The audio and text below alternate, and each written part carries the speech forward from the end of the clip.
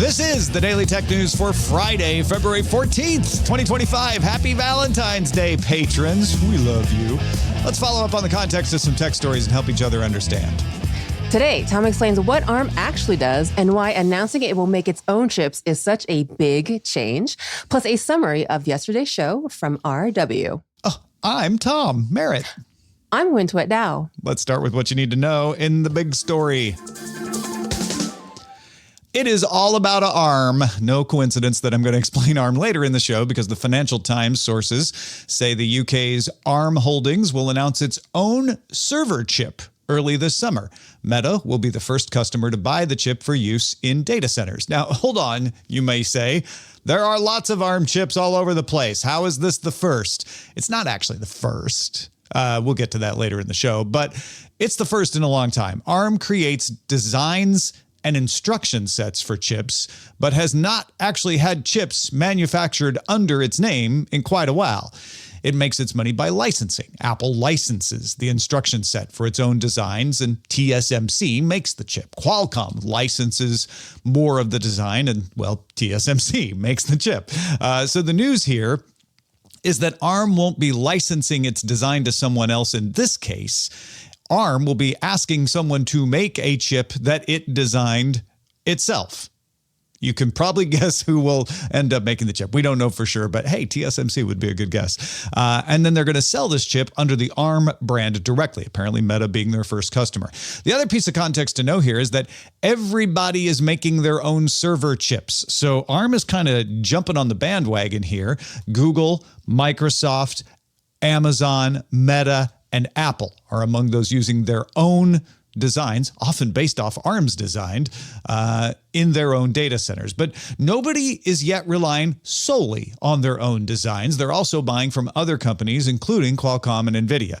The last piece of this puzzle is that ARM is majority owned by Japan's SoftBank, which tried to sell it multiple times, most recently to NVIDIA, but was blocked. So SoftBank is now trying to catch up to the booming AI market. Not that ARM hasn't benefited from it a lot, but hey, SoftBank would like them to benefit more. It is one of the partners with OpenAI on Project Stargate to build data centers in the US. So it seems like it would like its own ARM chips to be in those data centers. Of course, NVIDIA and Microsoft are also part of that partnership too, so it's not like it's going to have a monopoly on it. Financial Times also points out that SoftBank is close to acquiring Ampere, an Oracle-backed company, which uses ARM's IP in its chip designs, which are also used in these AI data centers. This last bit I'm going to mention is probably a coincidence, but it's notable that NVIDIA disclosed in a filing this week that it sold half of its stake in ARM, which was less than 1% at this point, but still interesting timing, right? I wonder what the benefit, I mean, this is kind of like a little out of my wheelhouse. I did study instruction sets in school. Yeah. But I always wonder what is obviously ARM's done very well just designing its own chips and then just doing the design of the instruction set and licensing out. What do you think the benefit here is of finally getting into their own chips? Is it I don't know. It could be similar to what Microsoft does, right? I've noticed a lot of the headlines are like, ARM's going to compete with its own customers, but Microsoft does that, right? They make the Microsoft Surface. Yeah. But they have good relationships with their customers because they sell the Surface as a reference design, right? As a flagship. Yeah. And so maybe ARM is going to do that and say, hey, we'd like to get a little of this server money because there's so much money going into building data centers, but it will serve as a demonstration of what you can do with ARM instruction sets at the same time. Okay. Oh, well, they do that with graphics card even too, right? Because NVIDIA, for example, says their own reference graphics cards. So, which I have not bought one of in a long, long time, but I do remember that. So that's interesting. Okay. Yeah. Okay. So maybe. Nobody knows. And also, we're going to have to wait till June for the actual announcement and details and all of that. I bet we'll find out more then. All right. Well, DTNS is made possible by you, the listener, thanks to Paul Thiessen, Ali Sanjabi, AB Puppy, and welcome new patrons, Toby and Kenny. There's a lot of other stories we want to know about today, so let's get right to the briefs. Well, ByteDance's apps, including TikTok, reappeared in Google's Play Store and Apple's App Store Thursday. So U.S. Attorney General Pam Bondi sent a letter to both companies with a little more detail about the prohibition on distribution not being enforced. The U.S. president did sign an executive order on January 20th, which delayed enforcement of the restriction for 75 days from whence it kicked off on January 19th. So the law is still in effect, and both companies could be subject to penalties, but something in the letter, which was not made public, reassured them that it was unlikely. Yeah, I want to know what was in that letter. Yes, please. Because I was not surprised that Oracle was willing to continue to provide service. That's a little more wiggly. They could say, well, we were doing it from outside the U.S. or something like that. But Apple and Google fairly clearly were like, well, unless we're sure that this is legal, we're not going to list these apps. So what did Attorney General Bondi say? Did she say, I will take responsibility? Like, I indemnify you? Whatever it was convinced Apple and Google to be like, oh, all right, fine. We'll go ahead and list these and not worry about the consequences, which, I mean, it's weird that there's a law on the books that says it's illegal for them to do this, but the president could just say, don't worry. I won't ticket you for speeding in this case. Like a little asterisk on that letter, be like, no, really, it's okay, guys. Yeah. I mean, could you show that in court? Like, this letter says I don't have to pay that huge fine, because there's some pretty big stiff fines there. Like a note from your parents. Yeah.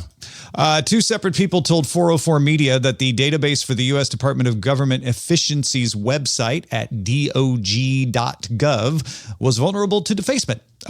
Basically, anybody could access the database. The site is really informational, but the database it pulled from was editable by anyone. People also told 404 Media that the site is built on Cloudflare pages, not government servers, which is actually good news because there's no allegation that the site or its database were connected to sensitive government networks. Just embarrassing. Thursday, some U.S. users of Apple TV were asked if they would like to approve Netflix data to be shared with the Apple TV app. So on the actual Apple TV device, the app can show you what episodes are next in shows that you're watching across different devices, or different services rather, that agree to share that data with Apple. Netflix famously has not. And apparently, it still has not. 9 to 5 Mac reported that the rollout has stopped, and Bloomberg speculates it was a bug, not a feature. Darn it. I use the Apple TV. I was inordinately excited at the idea that I wouldn't have to go to a separate chiclet on my home screen to see what to watch next in Netflix. It seems kind of silly, but it would be nice to just have it all in one place. Oh, well. The International Energy Agency projects that global demand for electricity is going to rise 4% annually through 2027 due to increased data center use. China is expected to see the biggest rise at 6% annually, and the IEA noted that 85% of the rise in demand is expected to come from emerging and developing nations. So a couple of surprises. I thought it would be more than 4%, not to minimize 4%, but I thought it would be even bigger. And I think a lot of people expect that it probably comes from Western countries like, Europe, US, et cetera, but it's not. 85% coming from other parts of the world. Amazon will remove the ability for Kindles to download and transfer ebooks between devices over a USB connection starting February 26th. Users are told to use Wi-Fi instead to move their books. And users will still have the ability to upload books over USB, so you can continue to sideload and use Calibre. First, I reacted to this by saying, well, they just want to use Wi-Fi. Wi-Fi is pretty prevalent. I guess that's reasonable. But then when I noticed that they're still allowing upload, not download, I'm like, oh, this is totally a DRM thing. Yes. CNBC notes that the digital ad market seems to be booming. Wednesday, Reddit reported revenue up 71%, despite weaker than expected user growth. Smaller platforms saw rises too. Pinterest up 18%, Snap up 14%. The big companies are booming. Meta sales were up 21% on the year. Microsoft's ad and search revenue rose 21% on the year. Amazon grew 18%. Google, the dominant one, is not going to grow as much because it's so dominant, but it grew 11%. And in fact, Google's losing some of its dominant market share. Don't get me wrong. They're still incredibly dominant, but advertisers are starting to diversify to more platforms. It turns out that all those restrictions on tracking didn't kill the ad market. That ad market, very resilient, very, very resilient, and making money. I was worried about those advertisers. Norway plans to build its own undersea data connections from the mainland to its Arctic archipelagos, Jan Mayen and Svalbard. Underwater infrastructure has been a target of malicious activities, with several undersea cable cuts. Norway's armed forces no longer consider satellite connectivity sufficient, though, and they want a robust cable connection. Seabed surveys will begin this summer, with completion of the connection expected by 2028. Yeah. Good internet on Svalbard. I watch a vlogger named Cecilia who talks about her life on Svalbard. She's got decent internet there. So this is why. Good news for Cecilia. Yeah.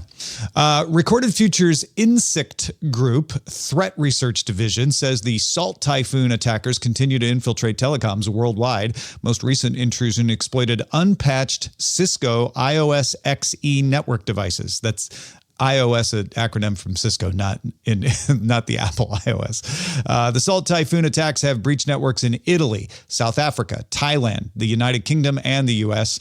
The new attack targeted 1,000 Cisco devices worldwide. Most of those were in India, South America, and the U.S. Insect Group notes that 1,000 devices, sounds like a big number, are still only 8% of the potential exploitable Cisco devices out there, meaning that these targets were selected. Admins using Cisco iOS XE devices, whether you think you're selected or not, are advised to apply the available security patches and, of course, do normal things like avoid exposing your admin interface to the internet. Yeah, always good advice. Really important stuff. Please do. China's Baidu said Friday it will make its Ernie 4.5 series of large language models open source starting June 30th. This follows an announcement Thursday that a version of the Ernie chatbot will be available for free starting April 1st. Hopefully that's not an April Fool's joke. Ernie lags behind ByteDance's Doubao chatbot with 78.6 million monthly active users and DeepSeek with 33.7 million monthly active users. Ernie has 13 million. Yeah, DeepSeek made a lot of waves, and rightly so, because it kind of, burst onto the scene, even though it had been around for a while. It burst into public awareness. But I thought it was interesting that Doubao is still the number one chatbot in the U.S. Amazing. and in China, and it's made by ByteDance, right? So that company does a lot of things beyond TikTok. Those are the essentials for today. Let's dive a little deeper into an ongoing story. Got to follow up for you. Well, as we mentioned in the big story, ARM appears to be ready to make its own chip for the first time in a long time. And Tom explains some of the background for what ARM does to help you understand why this is such a big change. Yeah, so unlike NVIDIA or Intel or AMD, ARM has not been a chip maker. NVIDIA, Intel, and AMD design chips that they sell under their own names, sometimes, in NVIDIA's case, even using ARM designs. But ARM mainly designs chips. And I'm going to go into what that means, because it means a couple of different things. ARM Holdings is the company that creates the reduced instruction set computing, or RISC architecture, for computer processors. It also designs cores, or processors, that implement the instruction set. So you've got the instruction set, and you've got the core that can implement the instruction set. ARM has a design for both. And a company can license either just the instruction set and then build its own core design, or the design of the core that runs the instruction set. And I guess theoretically not license the instruction set, but that'd be kind of weird because you got a core that can run that instruction set. These companies can build the products on their own. ARM doesn't build them for them. That's the thing to remember. ARM doesn't build any products itself yet. I'm not going to get into detail about chip architecture and instruction sets beyond that. You only need to know what those things are in a top level way to really understand this. Chip architecture is the building of the chip. Instruction sets are the instructions that run on the chips, and they tell the chip how to work based on the parts they have. That's really all you need to know to understand what we're talking about here. ARM grew out of the famous UK company Acorn Computers, the folks who made the legendary BBC Micro, which you might be familiar with, not just from several BB series on computing, but most schools in the UK in the 1980s had at least one. For that generation, the BBC Micro was their first interaction with anything that ran on a silicon chip. After the success of the Micro, the folks at Acorn were working on Acorn business computers, but the chips they had been using for the Micro just weren't powerful enough. They visited a bunch of other places to see what options they had. and decided, you know what, we're going to have to design this thing ourselves. So in October 1983, engineer Sophie Wilson led the design of an instruction set that would end up being the linchpin upon which ARM is built. And when they implemented that instruction set in hardware with Sophie Wilson and another engineer named Steve Ferber leading the design of the Acorn RISC machine, they got something called ARM. ARM doesn't stand for that anymore. I'll get to that in a second. Pretty soon, Acorn started working with Apple on newer versions of the ARM core. And in November 1990, Acorn spun out the ARM design team as a joint venture with a company called VLSI and Apple. Apple was involved with this at the time. And while Apple loved being part of the joint project, it was keen for it to be called something besides Acorn RISC machines, since Acorn made competing machines. So they changed the name of the company to Advanced RISC Machines Limited. And in 1998, that name just became ARM Limited. And these days, it's called ARM Holdings. The ARM design got famous for its low power usage of its chip designs. It was a favorite for PDAs, starting with Apple's Newton. And eventually then mobile phones. And ARM continued to make designs for chips used in mobile devices. And then smartphones began to take off. On September 5th, 2016, SoftBank acquired ARM. And then after a few years, tried to sell it to NVIDIA in 2020. That sale did not pass regulatory approval in the UK, ARM's home base, so it didn't happen. Instead, SoftBank made ARM a public company, and you can now buy stock in ARM as of September 2023. However, SoftBank still owns around 90% of the stock. So even though it's a public company, it is majority, like huge majority owned by SoftBank. So when we say SoftBank owns ARM, that's what we mean. So what does ARM sell now? It licenses its cores and its instruction set. Those cores are used to create microcontrollers, CPUs, systems on a chip. The ARM core is combined with other parts to produce a complete device that can be made in semiconductor fabrication plants. Companies can license ARM technology into their own system on a chip, put it alongside their own components like GPUs and radio baseboards, etc. ARM also has designs for GPUs as well. But when we're talking about ARM making a server chip this year, it means they're going to use their own core, their own instruction set, and integrate it into their own system on a chip, right? They're not just going to give someone the core design and the instruction set to make their own system on a chip themselves like they do with Qualcomm. There are a few ways a company can license from ARM. This is something of an oversimplification, but the major ways are use it in their own system on a chip design, like I said, or license a full chipset from ARM. ARM has some reference designs that they'll license you. And a company can also design a chip and modify the ARM design a little bit. So when you hear it's an ARM chip, up until maybe later this year, it's never actually an ARM chip. The chip's design may be wholly ARM. It could be ARM in combination with other things on the system. And the design could also be ARM, but slightly modified. That would mean it was tweaked a little with some optimizations or extensions. With the ARM Cortex license, companies make more significant modifications on the design, which ARM then promises not to share with other companies. That's going to be one of the tricky things when it starts to make its own designs, is keeping those secrets secret from the part of ARM that's making its own chips. You can also skip the designs and just license the instruction set. In that case, a company gets an architectural license where they build their own CPU that will just use ARM's instruction set. There are some complications about licensing patents that go along with that. But at base, you're not going to license the chip's design, not even with modifications. You're just getting the instructions. That is an option that's suitable for companies that keep their cards close to their chest and want to design the hardware themselves from the ground up. In other words, Apple. There's others too, but I think Apple's probably the most famous with Apple Silicon right now. The ARM instructions run the chip that Apple designs for its devices. Broadcom does this too. NVIDIA, Samsung, Qualcomm, they all do a version of this. They all take part in those architectural licenses. So that's why ARM actually selling a chip, like a system on a chip, under its own name is such a big change. Any questions about that? I'm flashing back to architecture in school, and that's pretty amazing. Do you think there's anything about, I don't know, like, it's kind of interesting because I think, like, as you said, that there's also a heavy proprietary factor of this, right? So a lot of times for certain, depending on what the OEM does, it does make sense they would want something optimized and geared towards whatever their domain is. And there is a sense of proprietary information and wanting to make sure you keep as much of that to the best you can. But obviously being able to work with ARM is more conducive to actually building something performant. I'm still kind of curious, so what's left? Who is left for ARM to sell their chips to? So if all the big players that we already kind of talk about day to day in like tech, like Apple, NVIDIA, Samsung, Qualcomm, all do their own architectural license, who would actually, I guess, for example, buy a full ARM reference chip? Or is it just there as like hey, best practices, please do this for your AI like geared chips or your server chips or things like that? That's a really good question. And I don't have a substantive answer for it. But what I can educated guess is that we should not forget that the ARM designs are used in lots of chips. They're used in embedded systems. They're used in mobile devices. They're used, almost every smartphone has a chip that has some kind of ARM intellectual property. And I bet a lot of those mid-range phones are using full-on ARM designs.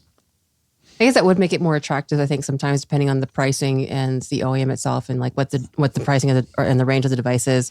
It might be more attractive to have an ARM reference chip rather than a chip that is using ARM but is from a third-party manufacturer or something. That could be, I hadn't thought about it till we were talking just now, but that could be why ARM is wanting to do this, is that they have no problem selling their licenses and their architecture and their full designs to people making mobile phones, right? They are dominant in that market. Yeah. Where they are new is servers. x86 was the server dominant chip. Intel and AMD still make a lot of the chips that go into server designs. ARM designs are new there, and maybe that's why they're like, oh, we want to make a server chip. It could be because they aren't seeing as many people take those full designs like you're talking about, because it's a newer market and people want to keep it close to their chest, like you're saying. It could also be a way of them stimulating other people to use their designs even more, since they aren't as dominant in that space as they are in mobile. That makes a lot of sense. So they kind of show what their platform can do, and then hopefully some takers will pick it up and they'll have more licensees. Yeah. Well, folks, what do you want to hear us talk about on the show? One way to let us know is our subreddit. You can submit stories and vote on them at reddit.com/r/Daily Tech News Show. Well, we end every episode of DTNS with some shared wisdom. Today, RW shares another excellent summary of our most recent episode. Yeah, so he was listening to you and Jason talking yesterday, and RW wrote, listening to this on an SE3, which I use as a permanent podcast device. Home buttons are great as long as you have dry and clean fingers. Tech and food, what more could you ever want? So thank you, RW, for always having such good observations on the show. Folks, send us your observations, your insights. If you're like, actually, I know what's going on with those instruction sets, I can explain this, feedback@dailytechnewsshow.com. Thanks to RW for contributing to today's show. Like I said, we always appreciate that. Thank you for being along for Daily Tech News Show. The show is made possible by our patrons. Patreon.com/DTNS. There's a live version as well, DTNS Live on YouTube and Twitch. Find details on that and more at dailytechnewsshow.com. Monday is a holiday in the U.S. We'll talk to you on Tuesday. This week's episodes of Daily Tech News Show Briefing were created by the following people: host, producer, and writer Tom Merritt, host, producer, and writer Jason Howell, co-host Rob Dunwood, co-host Jen Cutter, co-host Wen Tui Dao, producer Anthony Lemos, producer Roger Chang, editor Hammond Chamberlain, editor Victor Bognot, science correspondent Dr. Nikki Ackermans, social media producer and moderator Zoe Detterding, our mods Beatmaster, W. Scottus1, BioCow, Captain Kipper, Steve Guadarrama, Paul Reese, Matthew J. Stevens, a.k.a. Gadget Virtuoso, and J.D. Galloway. Mod and video hosting by Dan Christensen. Music provided by Martin Bell and Dan Luters. Art by Len Peralta. Acast ad support from Tatiana Matias. Patreon support from Tom McNeil. Guests on this week's shows included Mitsula, Bodie Grimm, Ron Richards, Tim Stevens, and Patrick Beja. And thanks to all our patrons who make the show possible.